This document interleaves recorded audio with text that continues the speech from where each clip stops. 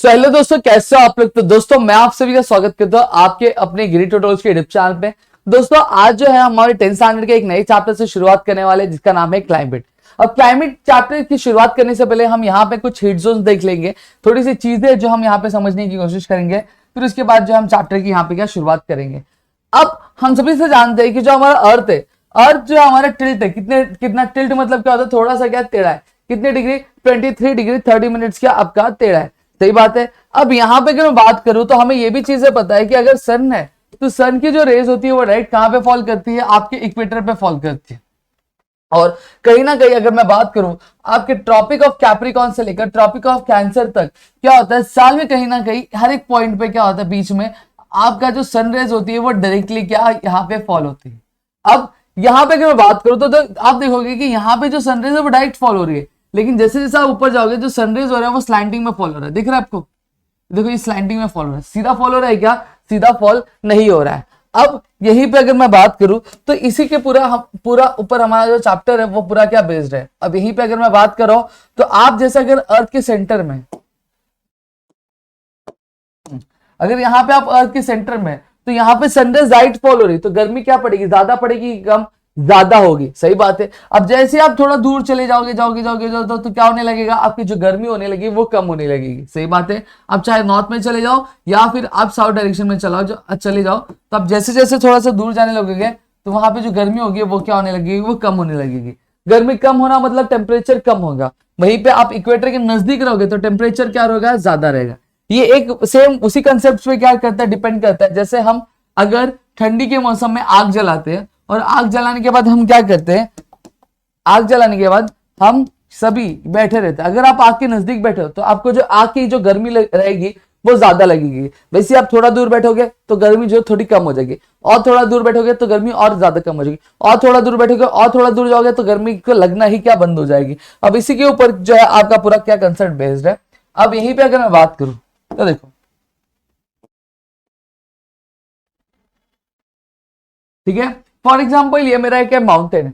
अब माउंटेन है, अब यहां से क्या आ रहे हैं, आपके रेन क्लाउड्स क्या आ रहे हैं। सही बात है।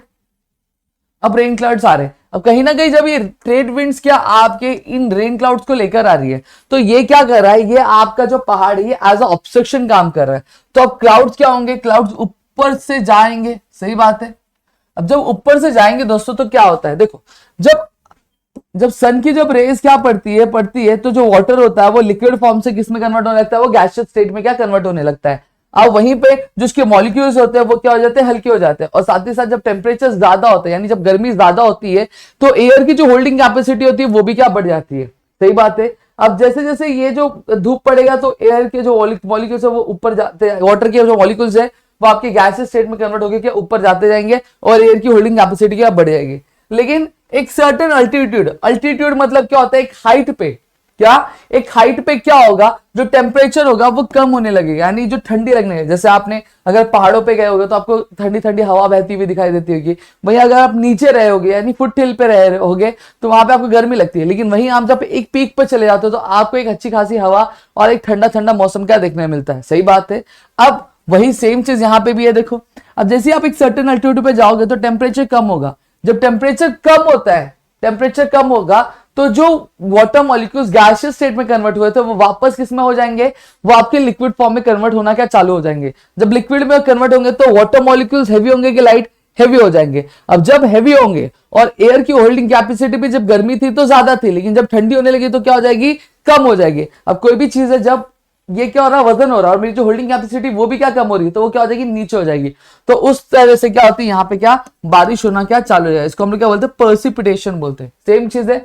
अब ये जो आपका क्लाउड है, ये क्लाउड बहुत सारा मॉइस्चर क्या कंसिस्ट करता है। अब जब ये ऊपर जाएगा तो क्या होगा, टेम्परेचर कम होगा कि ज्यादा, कम होगा। जब टेम्परेचर कम होगा तो जो मॉलिक्यूल्स होंगे हैवी होंगे कि लाइट हो जाएंगे, हैवी हो जाएंगे। जब हैवी हो जाएंगे और एयर की होल्डिंग कैपेसिटी भी कम हो जाएगी तो यहाँ पे क्या होने लगेगी, बारिश होने लगेगी। सही बात है ना। तो यहाँ पे इस तरह से क्या बारिश होने लगेगी। अब फिर ये क्रॉस करती, यहाँ पे मेजोरिटी जो बारिश क्या हो जाएगी। सही बात है। अब यहाँ पे जितनी बारिश सुनी पूरी बारिश यहाँ पे गिर जाएगी।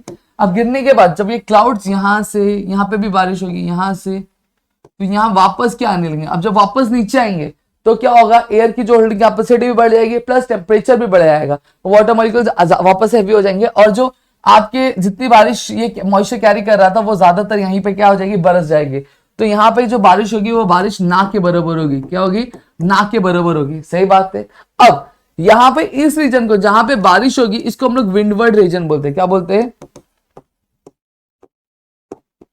विंडवर्ड रीजन बोलते हैं। वहीं पे जहां पे जिस साइड बारिश कम होगी उसको हम लोग लीवर्ड रीजन भी बोलते हैं।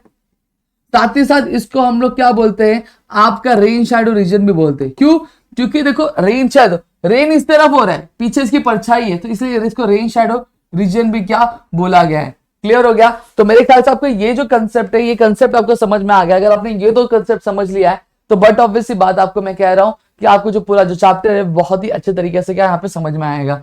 तो चलो एक एक करके यहाँ पे मैं जो शुरुआत करता हूँ आपके चैप्टर के साथ। तो यहाँ पे चलो हमारी जो डिक्शनरी है वो खोल लेंगे हमारे टेक्स्ट बुक की, और यहाँ पे अगर मैं बात करूँ तो यहाँ पे हम आ चुके हैं। तो चलो एक एक करके यहाँ पे शुरू करते हैं।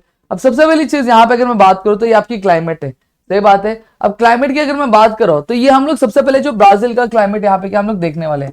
अब ब्राजील देखो, अब डायरेक्शन की मैं यहाँ पे बात करूंगा, थोड़ा सा डिस्टर्बिंग होगा क्योंकि यहाँ पे मैप जो मुझे बार बार अप डाउन करना पड़ेगा और जो मार्कर्स है मेरे पास वो स्टेबल करने पड़ेंगे।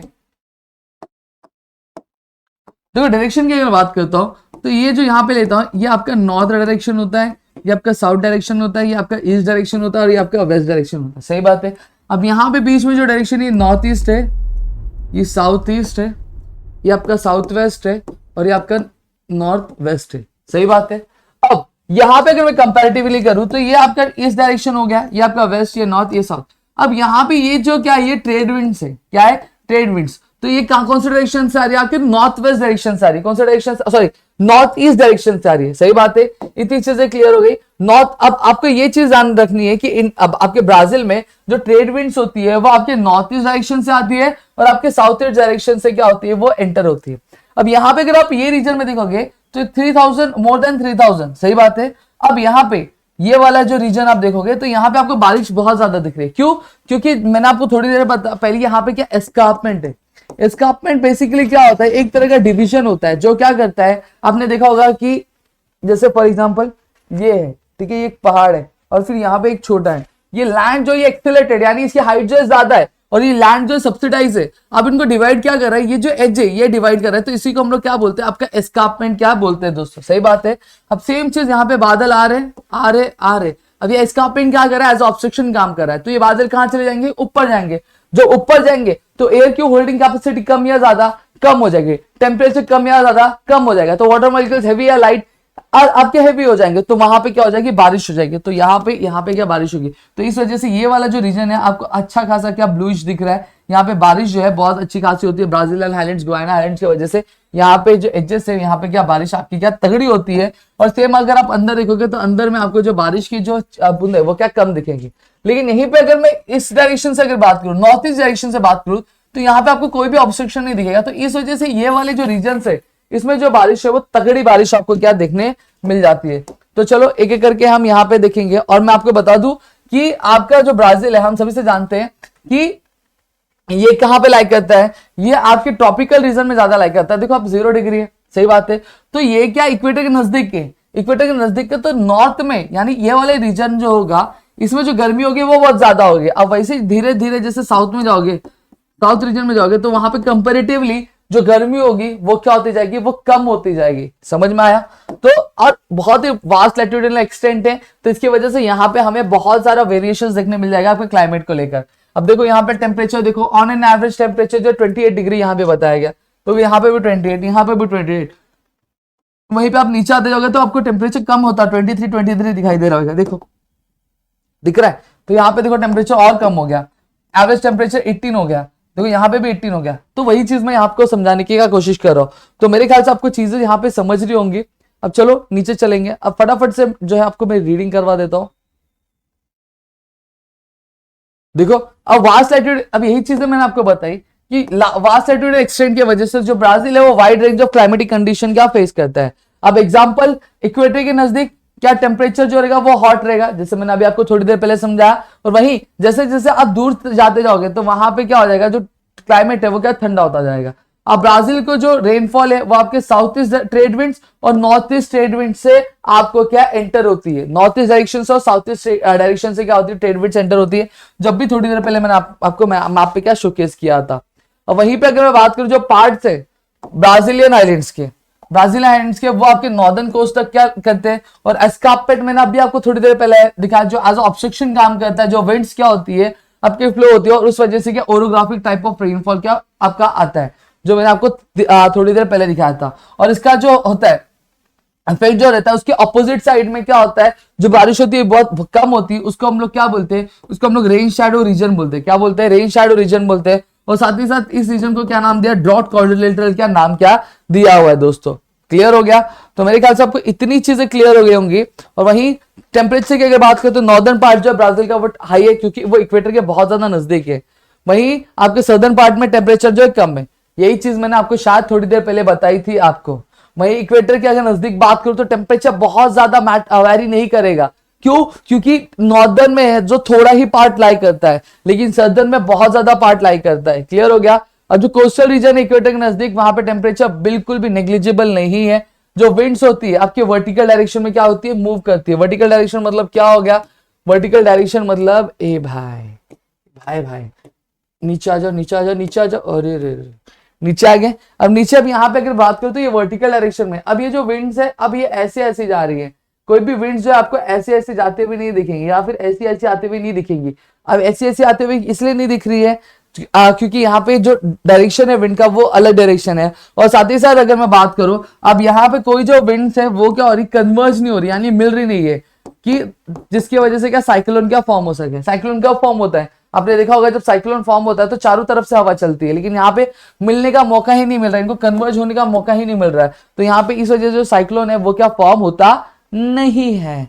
ठीक है ठीक है ठीक है। अब यहाँ पे हम इंडिया में कहाँ पे आ गए हो, 2 मिनट हाँ समझ में आ गया, क्लियर हो गया। अब इतनी चीजें क्लियर है। वही जो टेम्परेचर है आपके अब अमेज़न रीजन पे बहुत ज्यादा है, तो वहां पे जब टेम्परेचर ज्यादा रहेगा तो उतनी ही ज्यादा क्या बारिश होगी। अब उतनी ही बारिश होगी तो क्या होगा, वहां पे जो वेजिटेशन होगा उतना ही ज्यादा होगा, उतना ही डेंस होगा। तो क्या किसी ह्यूमन के लिए वहां पे रह पाना पॉसिबल है क्या, वहां पे रह पाना बिल्कुल भी पॉसिबल नहीं है दोस्तों। क्लियर हो गया। और वहीं पे अगर मैं बात करूं आपका जो एवरेज टेम्परेचर है आपके अमेज़न वैली का वो कितना 25 डिग्री से लेकर 28 डिग्री सेल्सियस तक, जैसा मैंने आपको मैप पे क्या दिखाया था।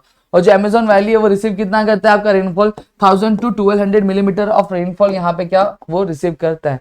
ठीक है, this was all about your Brazil. Brazil के पूरे क्लाइमेटिक कंडीशन के बारे में मैंने यहाँ पे आपको एक्सप्लेन कर दिया। आई होप आपको चीजें समझी होंगी दोस्तों। अब नेक्स्ट लेक्चर में हम जो इंडिया के बारे में बात करेंगे। और अगर साथ ही साथ अगर आपको वीडियो अच्छी लगी तो प्लीज वीडियो को लाइक करो, चैनल सब्सक्राइब नहीं किया तो चैनल को सब्सक्राइब करना, अपने दोस्तों के साथ शेयर करना, ताकि ऐसे और कई सारे वीडियोस हम आपके लिए लेकर आ सके आपके अपने ग्रेट ट्यूटोरियल्स के यूट्यूब चैनल पे। दोस्तों